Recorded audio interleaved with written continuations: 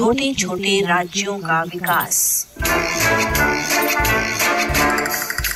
छोटे छोटे राज्यों का विकास। सन 650 ईस्वी से 1200 ईस्वी।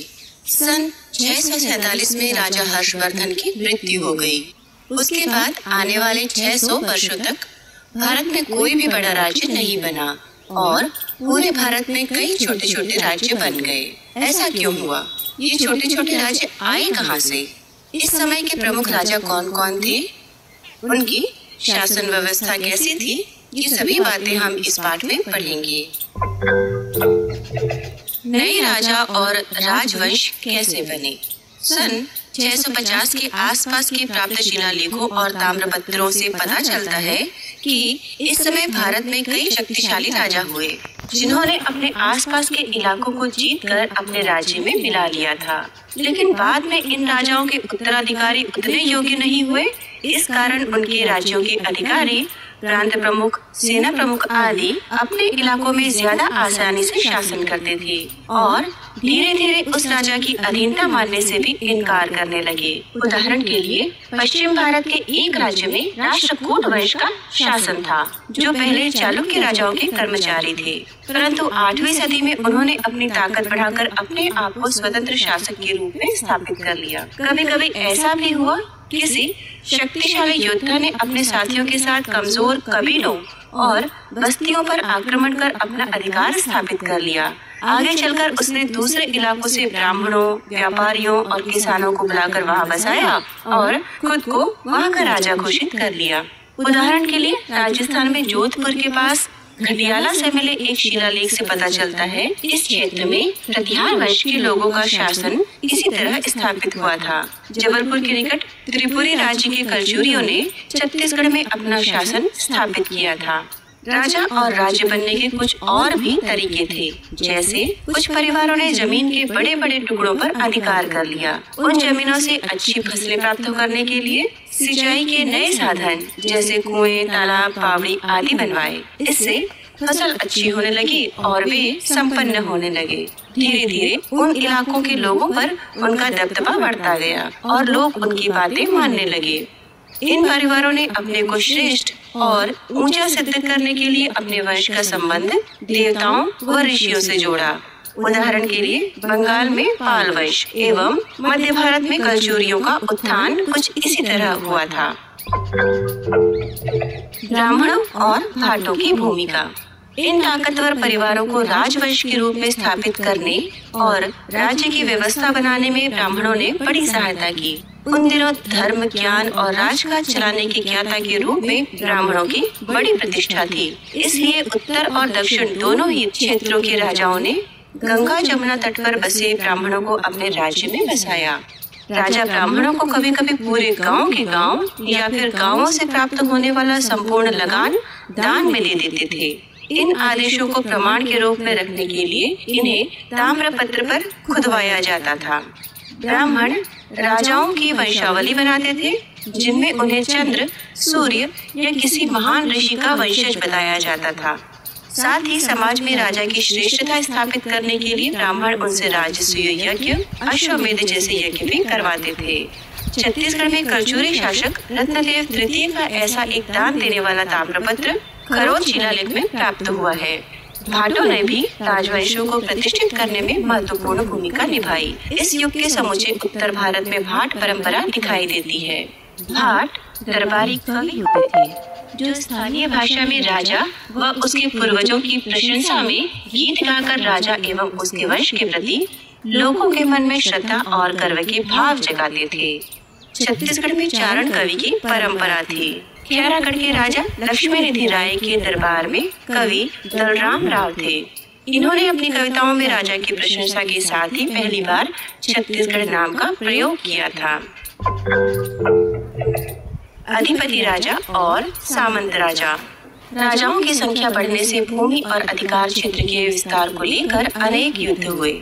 इन दिनों जो राजा हार जाते उन्हें आमतौर पर अपने राज्य वापस मिल जाते थे, पर बदले में उन्हें विजयी राजा की कुछ शर्तें माननी पड़ती थीं।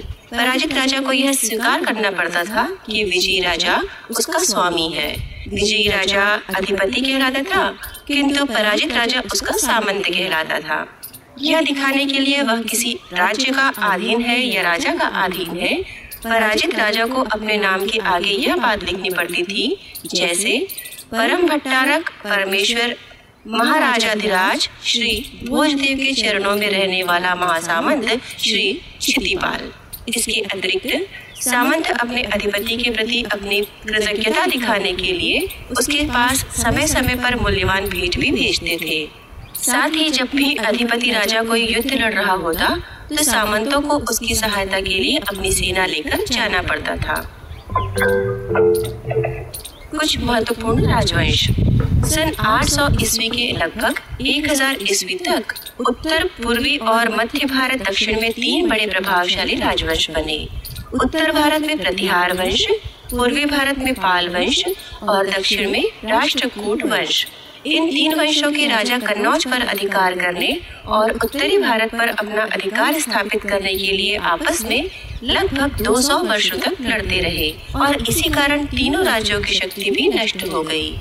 छत्तीसगढ़ में कलचुरी वंश, जिसे हैहय वंश भी कहा जाता है, के राजा राज्य कर रहे थे। इनमें कलिंगराज, रत्नदेव, जाजलवदेव आदि प्रमुख हैं। सन 1000 ईस्वी के आसपास कलिंगराज ने समुचे दक्षिण कौशल पर अधिकार कर लिया। उसने तुम्माड़ नगर में अपनी राजधानी स्थापित की और लंबे समय तक स्वतंत्रता पूर्वक शासन किया। इसी वर्ष के रत्नदेव ने महाकौशल क्षेत्र में रतनपुर को राज्य की नई राजधानी बनाया। उन दिनों महाकौशल के क्षेत्र में रतनपुर की बराबरी का कोई शहर नहीं था।